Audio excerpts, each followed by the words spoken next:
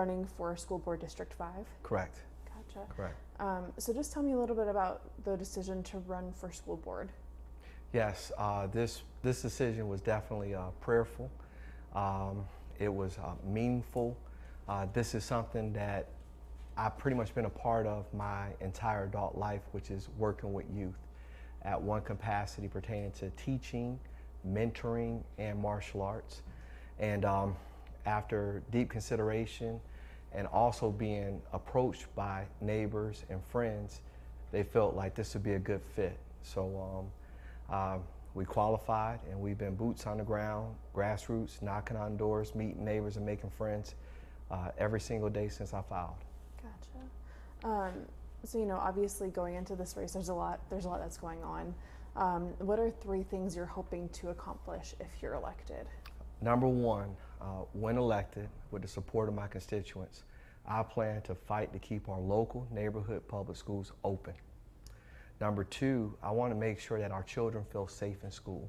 And then number 3, seeing how we can continue to retain our top educators. I don't want our children to have a temporary teacher and a full-time substitute. I want to make sure that we have the best and the brightest in the classroom with our babies on a consistent basis. Gotcha. And then just tell me a little bit about your background, you know, what kind of motivated you to run for this role? Yes, so some folks may or may not know that I've been working with Duval County Public Schools for over a decade. I've taught martial arts in over 20 schools. I developed and implemented my own curriculum, SEAL team, social, emotional, and academic leadership through mentoring and martial arts to help children with emotional behavior disorder as well as oppositional defiant disorder self-regulate, build self-awareness, dignity, and determination. I work with Pride campuses, which are adjacent to public schools, which is an isolated area, and we've helped children go from isolation into general studies with their peers. And we've even had children go from isolation to honor society. Gotcha. So, I mean, obviously you have a pretty decent background with children, you know, talking about like student improvement or student, what is it? Student achievement, that's what it is. You know, obviously Duval County has struggled a little bit. They're still below the state average when it comes to school grades, but there was improvements. So if you're elected as District 5 School Board, what is your hope to help improve the school grades throughout the district? All right, number 1, I want to work on competencies. Being that we have children in 3rd and 4th grade, and we're looking at a 33% of those that are able to read on grade level. We got to attack that. Some people say it's a public school to private prison pipeline. I believe that it's a literacy to private prison pipeline, and I want to tackle that immediately, making sure that those reading coaches, those reading professionals, because reading transfers over into every other subject. And that's something that we really have to get a hold on, and I really believe that we'll see a huge improvement in our families, our neighborhoods, and the city as a whole. Gotcha. I know you mentioned a little bit about school closures too. There's 30 schools that are potentially going to be closed or, you know, consolidated, what have you.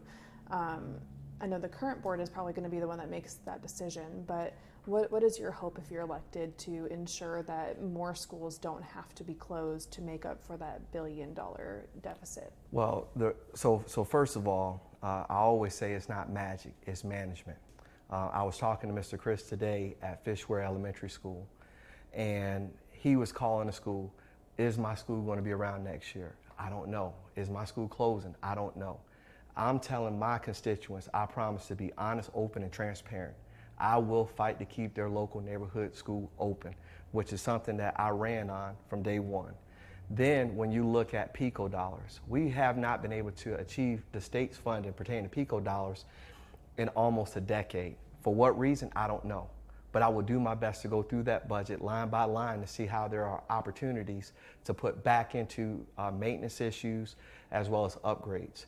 In 1995, what happened is that you saw something that I would like to duplicate.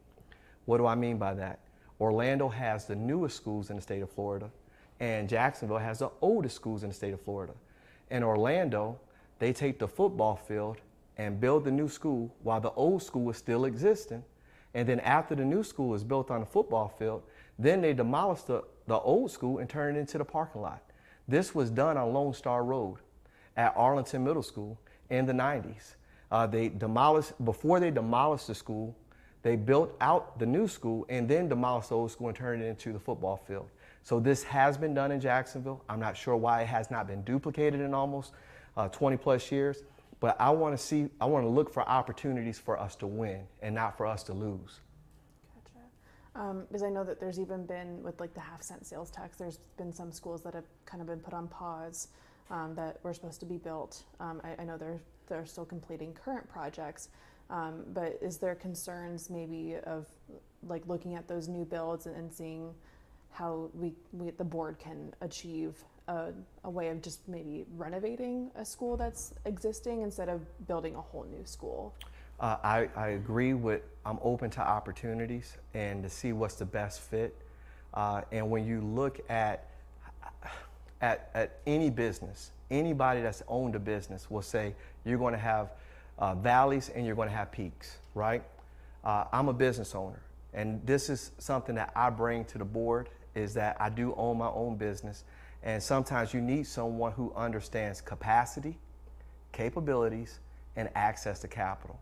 Inflation is one of the reasons why they're saying that we're not able to build out these new schools, because material costs has gone up.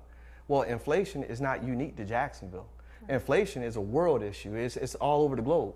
So when you're doing business, what you do is you find ways to strategize, to collaborate and partner to see how you can offset costs. You don't abort the plan. Right. Gotcha. And I know obviously talking about budget deficits, that's related, or they've said that some of the problem is dwindling enrollment. I've talked with other candidates talking about how they're going to maybe attract more people to the district. What is your plan if you're elected to attract more students to the district? Great question. As of right now, according to the Jacks Chamber, 600 families move to Jacksonville on a weekly basis. So we're not losing our population in Jacksonville. The population of Jacksonville is steadily increasing. We don't want Duval County Public Schools to become an afterthought when people are looking to relocate here. When I talk to my constituents, they tell me I moved to this community because there's an A school right around the corner. Mm-hmm. I want people to know, whether it's a magnet school or a non-designated magnet school, that the standard of excellence will be the same regardless of side of town. That's north side, south side, east side, west side, Baldwin, the Beaches, and Ponte Vedra. The standard of excellence will be throughout the county. And then when you look at the fact that now that we have these families moving here, we want to make sure that we're streamlining services so that we're not a hindrance to them actually being enrolled into Duval County Public Schools. I want to do the best I can to see how we can make sure that folks know that you can get a great education. Public schools are here to stay, and it is a standard of excellence, which is the mission statement of Duval County Public Schools. Gotcha. And I know, of course, there's parents I've spoken with who are concerned about charter schools, them not being held to the same standard as the public schools in the area, but still getting some of the dollars from vouchers. What is your stance on vouchers, and what would you say to parents who have those concerns about students being going to charter schools instead of public schools? When you look at vouchers, my biggest thing with the voucher is that if the child starts off in public school and leaves over to the charter school, they have the right to refuse. When you look at public schools, we don't have a right to refuse. So we can't refuse a student. We take whatever we get, and we're going to give them the best. Now, when children start off at the charter school and they come back into the public school, we want to make sure that the funds should follow the child back into the public school. I don't feel like they should be able to exhaust all the funding that comes down from the state from that child if they're not going to complete that year at that charter school. I believe that the money should follow the child even in the midst of that school year. So that would be one of my discrepancies. What I want to share with the parents is that as a father of a child with special needs, you're not going to get better skilled services outside of Duval County Public Schools in Duval County. When you start looking at occupational therapy, physical therapy, speech therapy, IEPs and 504 plans. You want to make sure that your child is leveraging every service that they're entitled to. And I want to help communicate that message to our listening and viewing audience to let them know you got somebody that's a parent, a parent who actually has children in Duval County Public Schools. I have a vested interest to make sure that all of our babies, all of our children are being able to access a high standard, high quality Duval County public education. Gotcha. Obviously, Election Day is Tuesday, one last day to vote.